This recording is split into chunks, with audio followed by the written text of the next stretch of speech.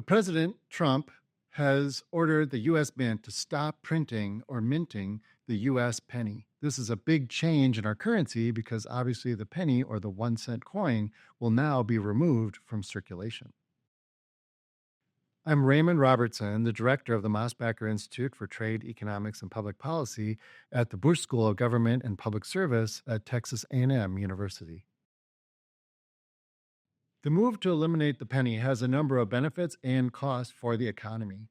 First of all, one of the main benefits is that the cost of producing the penny itself is about 3.9 cents or just about 4 cents, which means that for every penny that the United States government prints, we're actually losing money. So it's a net cost to the federal government. This is what President Trump wants to eliminate. He wants to implement cost savings to the government by eliminating the penny from circulation.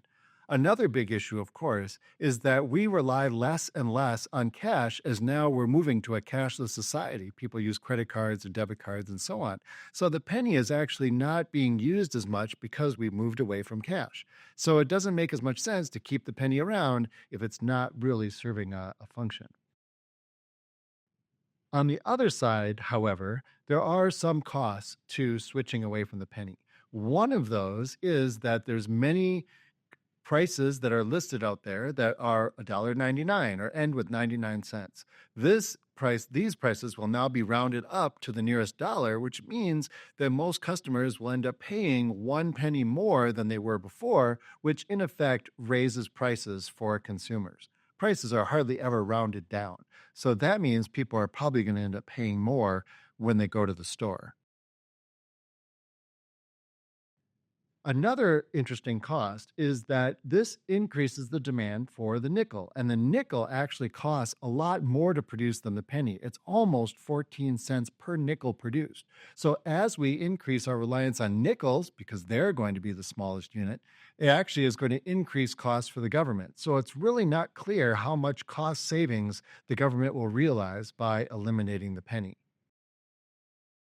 Eliminating the penny is not going to be a first time occurrence in the global economy. As a matter of fact, at the end of the 1980s and the early 1990s, Australia and New Zealand eliminated their smallest coin. Canada also did after the turn of the 21st century. So other countries have already taken steps to eliminate the penny, so this would not be the first time. However, one of the things that's important about eliminating the penny was the United States has not eliminated a coin in currency since the late 1800s. And back at that time, it took an act of Congress to do it. So this might be an example of the president testing the limits of presidential power relative to the Congress when he made this order. One of the big questions is whether or not this will work and generate net gains for the economy. Well, one thing is that it certainly will be more efficient in the sense that we won't have these smaller denomination coins in use anymore, and rounding off the prices to the nearest dollar does make accounting a little bit easier. So in that sense, it will be a lot easier for the U.S. economy. Are there going to be some costs? Well, yeah, we don't necessarily know what the net effect will be on government expenditures, but overall, this seems to be a pretty good move for simplifying our overall economic activities.